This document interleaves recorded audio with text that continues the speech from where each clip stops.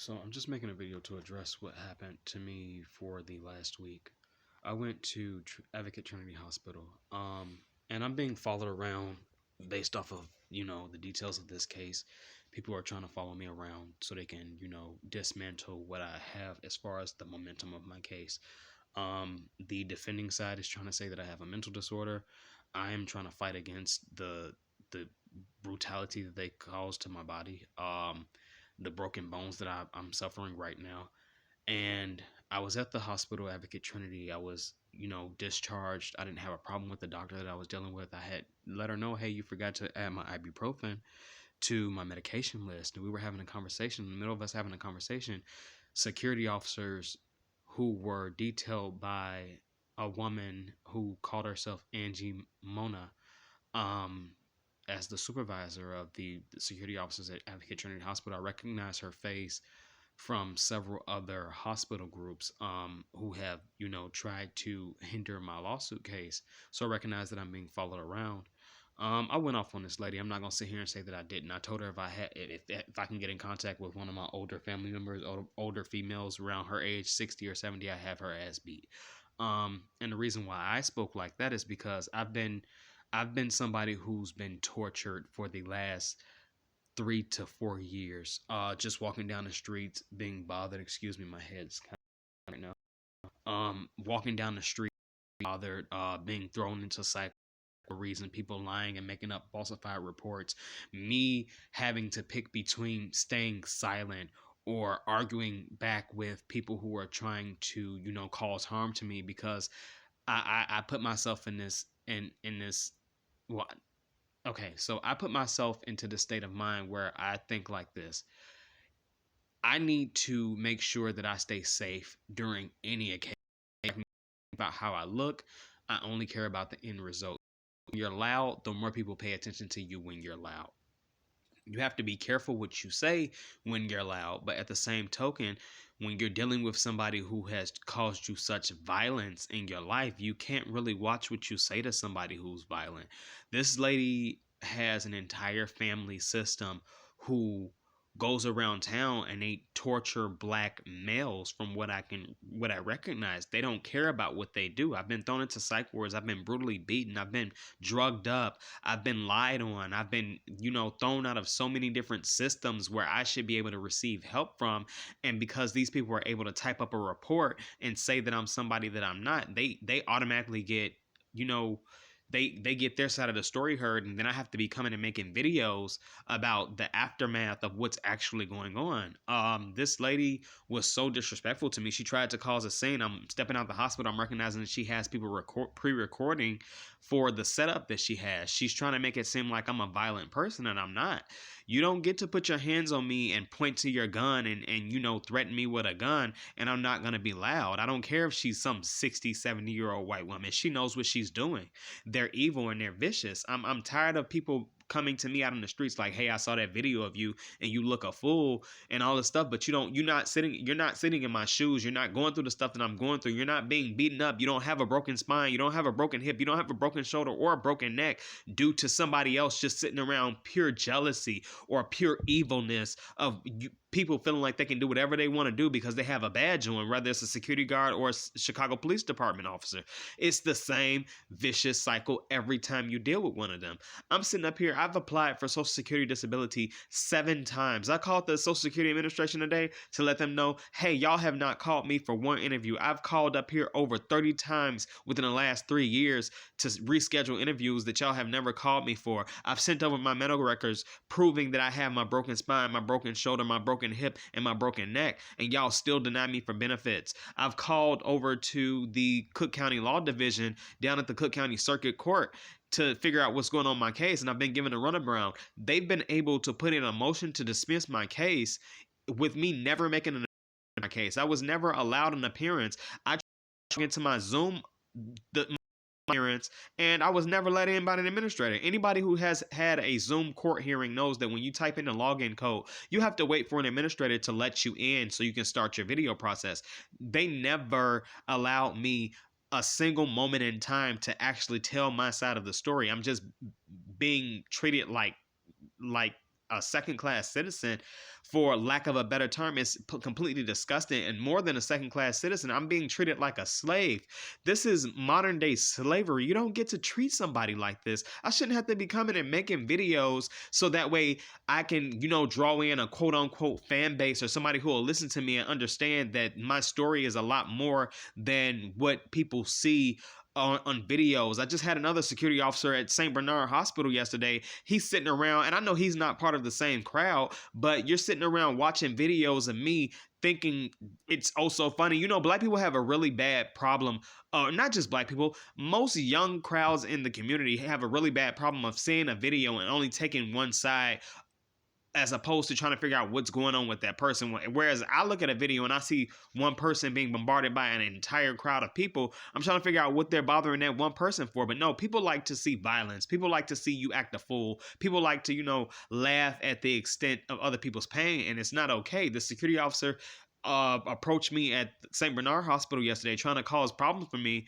And I told him, I said, why are you talking to me like that? It's not okay. I didn't say anything to you. We haven't had not one conversation. So why are you talking to me like I'm mentally challenged or something? And I had told him, I said, I'm sitting here waiting on a ride, and I can go ahead and show you the proof that I'm waiting on a ride. I've already been discharged. They know I've been in the hospital. I was calm the whole time that I was in here. Not that I have to say things like I'm calm, because it's just a given with my nature. I'm a calm-natured person until provoked. That's how most people are. But I'm sitting around every single day fighting for my life. Every single day I have to sit around. I've had so many family members and friends where I've had to call them and say, hey, can I hold $20? Hey, can I hold $40? Hey, I'll pay you back on this day. Hey, I'm going to do a job just for this amount of time, even though my body's not physically capable of doing it, just so that way I can pay you back. But hey, can I hold this? I'm getting tired of saying, can I hold this? I'm somebody who owns a company, and I've made $250,000 a year off of my company up until I was injured with a broken spine, broken hip, broken shoulder, and broken neck. So sitting around telling me that, oh, you just have to wait for Social Security to call back, or, oh, you just have to wait for this court process to go through and stuff like that, it doesn't appeal to me. It doesn't make me feel comfortable. I shouldn't have to be sitting around asking people, can they scrape up change to send me to a bank account when I have my own money, and it's sitting right in the hands of people who owe me for my injuries. Anybody who's been injured in the United States is owed compensation. I'm not going off of that back end where I'm just owed compensation because America is oh so great and I can receive some benefits. No, I've been torn down as far as my entire livelihood. I was making money before I was injured. I've never not worked a day in my life. I've been working since I was 16 years old, and I developed my company at the age of 19 years old, my own clothing line. I was actually sewing clothes before I was 19. I just made my entity known at the age of 19 years old. And I've worked hard my entire life. I shouldn't have to be sitting around trying to figure out where money is coming in at or where my next meal is coming from when I've been injured and it's on camera that I've been injured. I had 7 security officers damage my body on camera, strip me butt naked, put drugs inside of my arm, still did not give me any discharge papers to let me know what the drugs were. My body is just taking blow after blow after blow every single day. I wake up and my spine is out of place. I got to be sitting here working out, trying to get my spine back in place. It finally pops back in place, and then it falls right back down when I have to go walk 7 miles to go handle some business because I don't have enough bus fare to get on a CTA bus. I'm tired of asking a CTA driver, hey, I don't have the fare. Can I go ahead and take a ride, and jeopardizing this person's job because my duty is to pay the fare when I get on the bus. And then when I can't get on the bus, I got to be walking 6-7 miles to go handle business with a broken spine. And it's taking me an hour or two to get somewhere where I should be able to drive my vehicle. Another thing, I've had about 7 vehicles impounded in the city of Chicago without me ever having one ticket. Nobody can come and tell me why my vehicle has been impounded. And then when I get up to the pound to try and grab my vehicle back, all my identification is inside of the car. You want to tell me that I have to prove that I own the vehicle when you came in and you snuck and stole my shit in the middle of the fucking night or whenever you did it. And then I don't get my stuff back. Vehicles that I paid over $10,000 cash for. These are not things that were awarded to me. Somebody gave me something. I wasn't sitting around on unemployment benefits paying for a damn vehicle. This is money that came out of my own pocket. I'm tired of it. And then I have to be sitting around here every day like some angry black man, scared that somebody's going to view me as that and want to kill me because people have such a stigma about black men that we can't even walk through the streets peacefully. And then to make it even more of a situation, I got all these white entities coming around trying to stir up drama for me. You're sitting around, you're trying to make drama for my life every single day. You want to record videos without actually showing the side of what you did first. You pulling a gun on me, or you calling me some little nigger, or you sitting around trying to make it seem like I have a mental problem. And then when I lash back, you got that part on video camera, but you so fucking disrespectful and foul that you won't even tell what you do. But my thing is, that's on me. I should know better than to keep lashing out. But then I got to turn around and have this fear inside my body that if I stay quiet, you get to go ahead and do what you want to do because you've already threatened me with gun violence. So if I stay quiet and I just continue to walk down the street, I'll be somebody else's black fatality where nobody knows anything that happened. And I just don't want that for my life. I don't want to have to be arguing every single day. I don't want to have to keep on dealing with my face being on social media and people thinking that I'm some disrespectful being that I'm not. I'm the most calm, kind, compassionate person you could ever meet in your life. I was working in Washington, D.C. I worked 3 jobs at one time. Glenn's Garden Market, Bucket Feet Shoe Line that has currently closed down, and then Warby Parker Eyeglass Store, all on 8th and U Street. All in the same place. I walked right around the corner to go to every single job. I worked 3 jobs every single day, never complained, took my money in, was kind to everybody who came in. And when I got off work, there was a homeless lady named Bitsy outside. She said her dad used to call her Itsy Bitsy Spider and all this stuff. And we had a conversation. And I recognize a lot of myself in her right now with the stuff that I'm going through. They just sit around and they shut black people out of society by going around and spreading lies on them and, stealing money from them and throwing them out to the streets. And then instead of somebody seeing me in the same clothes every single day and recognizing that I'm struggling, no, you all have this notion of looking at it like, oh, well, he's a bum. Oh my God, why are you wearing the same clothes and the same shoes every day? Without paying attention to the fact that I was somebody who once dressed in $300 shoes and wore fur coats all over Chicagoland area. My hair was cut every single day. I didn't have a scruffy beard or a messed up mustache. I was able to afford food every single day. I was working a job every single day. I was running my clothing line at the same time. People don't pay attention to your history. They only pay attention to the way that your appearance is, which is another thing that pisses me off because I reckon, but I can't afford to go have the luxury of buying me new clothes right now when I have to afford food. I have to be able to afford food every single day. I have to afford medications that my insurance doesn't always cover. I'm in excruciating pain every day. Do you know how much ibuprofen prescription costs after your insurance says no? I paid $134 for a bottle with 30 fucking pills inside of it. And they told me that was a blessing. I am tired. I'm really tired, and I don't feel like I'm getting the respect that I deserve. I'm going to go down to the courthouse on Monday. I'm going to continue on with my trial case. I'm going to request for a hearing. I'm going to request for a jury, and I hope that everything goes according to how I want things to go. Because I'm not somebody who's going to sit around and settle for a lawyer calling and telling me, hey, it's getting kind of hectic out here. I think you should go ahead and settle for $10,000 when I have a broken spine, broken hip, broken shoulder, and broken neck. And I get up and fight for my life every single day. I get up and I take walks. I get up and I do 400 push-ups every day. I get up and I make sure that I take time out to take care of my health. I go take my medication. I eat well to make sure that I'm able to wake up and speak to my family every single day.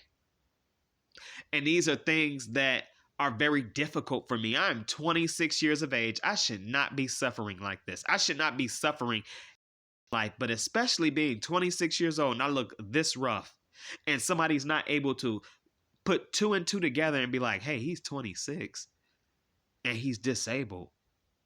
Why is he going through all of this? Why does he have to deal with all this? I'm able to make so many videos on Facebook every day where I know people look and they're like, oh, I can relate to that. Okay, I can tell he's not crazy. If you can tell that I'm not mentally challenged and I'm able to voice my thoughts or voice my history or my past like this, why are you not able to recognize that I don't have any mental issues? I'm not violent, so how are you not able to recognize that I don't have any mental issues? I'm not somebody who goes out here and gangbangs. I've never belonged to a gang, so how do you not tell that I don't have any mental issues? I'm tired. I shouldn't have to keep on explaining what's already understood.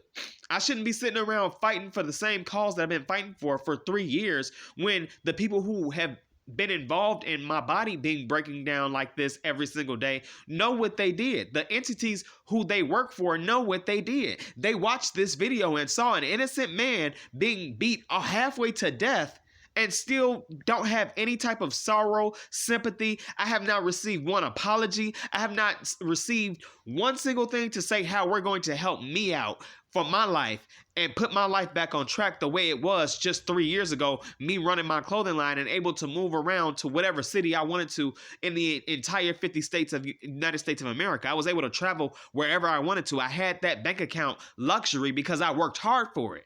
And now I'm sitting around, my entire savings account is depleted, and I got to be sitting out here dealing with gang violence because instead of somebody admitting that they're wrong, they would like to pit their 50 plus family members out on me on the street with fucking guns and threats of violence every damn day, just so that way I'll stop on a lawsuit that I'm not going to ever give up on. To the day I die, I'm going to fight for what's mine. I'm tired. I can't deal with it anymore.